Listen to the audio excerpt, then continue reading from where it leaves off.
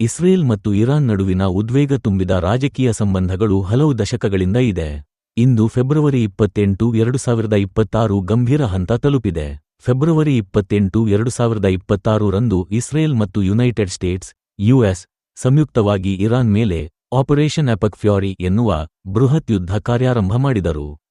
ಈ ದಾಳಿ ಸುಮಾರು ಗಂಭೀರ ಆಧುನಿಕ ಯುದ್ಧ ಯಂತ್ರಗಳು ಹಾಗೂ ವಿಮಾನಗಳನ್ನು ಬಳಸಿಕೊಂಡು ಇರಾನ್ನ ಹಲವು ಪ್ರಮುಖ ರಾಜ್ಯ ಮತ್ತು ಸೇನಾ ರಚನೆಗಳ ದಾಳಿಯ ಮೇಲೆ ಉದ್ದೇಶಿತವಾಗಿದ್ದವು. ಇರಾನ್ ಈ ಕೃತ್ಯಕ್ಕೆ ತಕ್ಷಣವೇ ಅತ್ಯಂತ ಕಠಿಣ ಉತ್ತರ ನೀಡಿದೆ. ಇರಾನ್ನ ಭಾಗವಾಗಿ ಬೃಹತ್ ಸಿಸಿಲ್ಸ್ ಮತ್ತು ಡ್ರೋನ್ಗಳ ಮೂಲಕ ಇಸ್ರೇಲ್ ಹಾಗೂ ಯುಎಸ್ ಯುದ್ಧ ಭೂಮಿಗಳನ್ನು ಗುರಿಯಾಗಿಸಿಕೊಂಡಿದೆ.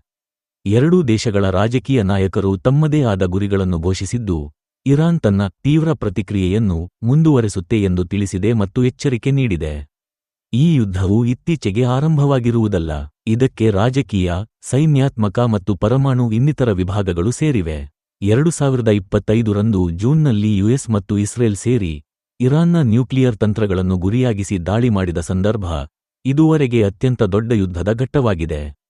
ಈ ದಾಳಿಯಲ್ಲಿ ಇರಾನ್ನಿರುವ ಸ್ವೀಕೃತ ಪರಮಾಣು ಕೇಂದ್ರಗಳು, ಸೈನಿಕ ಕೇಂದ್ರಗಳು ಮತ್ತು ನಗರ ಭಾಗಗಳು ಗುರಿಯಾಗಿದ್ದವು ಎಂದು ವರದಿಗಳು ತಿಳಿಸಿವೆ.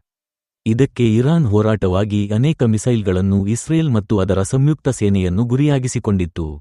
2025 ಜೂನ್ನಲ್ಲಿ 12 ದಿನಗಳ ಯುದ್ಧದ ವರದಿ ಮೇರೆಗೆ ಇಸ್ರೇಲ್-ಇರಾನ್ ಯುದ್ಧದಲ್ಲಿ ಸುಮಾರು 1190 ಜನ ಸಾವು ಮತ್ತು 4470 ಜನ ಗಾಯಗೊಂಡಿದ್ದರು ಎಂದು ಹೇಳಲಾಗಿತ್ತು. ಇದು ಸೈನಿಕರನ್ನು ಸೇರಿದಂತೆ ಸಾರ್ವಜನಿಕರ ಮೇಲೆ ದೊಡ್ಡ ಪರಿಣಾಮ ಬೀರಿತ್ತು. ಅದರಲ್ಲಿ ಸುಮಾರು 436 ನಾಗರಿಕರು ಜೀವನ ಕಳೆದುಕೊಂಡರು ಮತ್ತು ಸುಮಾರು 2071 ಜನ ಗಾಯಗೊಂಡಿದ್ದಾರೆ ಎಂದು ವಿವಿಧ ಸ್ವತಂತ್ರ ಸಮಿತಿಗಳು ವರದಿ ಮಾಡಿವೆ. ಇಸ್ರೇಲ್ನಲ್ಲಿ ಕೂಡ ಇಂದಿನ ತನಕ ದಶಕಗಳಿಗಿಂತ ಹೆಚ್ಚು ಸಾವಿರಾರು ಜನ ಗಾಯಗೊಂಡಿದ್ದಾರೆ. ಇಸ್ರೇಲ್ ಮತ್ತು ಇರಾನ್ ಬದ್ಧ ವೈರಿಗಳಾಗಲು ಕಾರಣ ಏನೆಂದರೆ, ಇಸ್ರೇಲ್ ಮತ್ತು ಇರಾನ್ ನಡುವೆ ವೈಮನಸ್ಯಕ್ಕೆ ಹಲವು ರಾಜಕೀಯ ಮತ್ತು ಧಾರ್ಮಿಕ ಕಾರಣಗಳಿವೆ.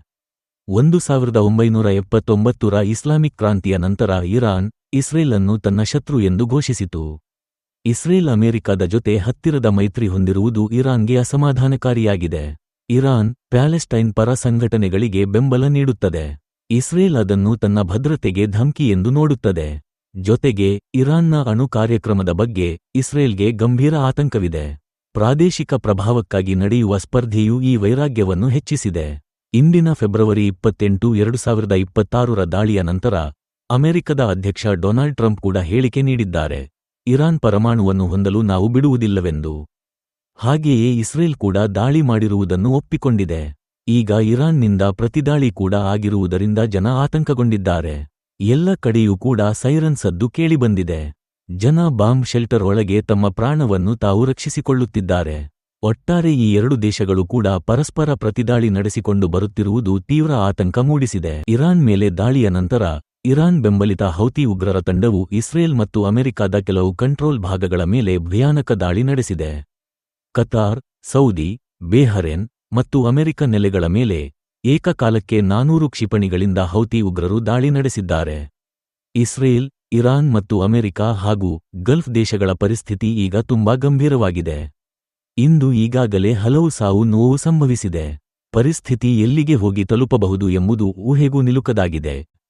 ಇರಾನ್ ಮತ್ತು ಇಸ್ರೇಲ್ ಈ ಎರಡು ದೇಶಗಳು ಕೂಡ ಮಾಡು ಇಲ್ಲವೇ ಮಡಿ ಎನ್ನುವಂತೆ ದಾಳಿ ನಡೆಸುತ್ತಿರುವುದು ಜಾಗತಿಕ ಮಟ್ಟದಲ್ಲಿ ತೀವ್ರ ಆತಂಕ ಮೂಡಿಸಿದೆ. ಎರಡು ದೇಶಗಳು ಶಸ್ತ್ರಾಸ್ತ್ರ ವಿಷಯದಲ್ಲಿ ತುಂಬಾ ಬಲಿಷ್ಠವಾಗಿದೆ. ಈ ಯುದ್ಧ ಇನ್ನೂ ಎಲ್ಲಿಗೆ ಹೋಗಿ ತಲುಪಬಹುದು ಎಂಬುದು ಊಹಿಸಲು ಸಾಧ್ಯವಿಲ್ಲ. ಧನ್ಯವಾದಗಳು.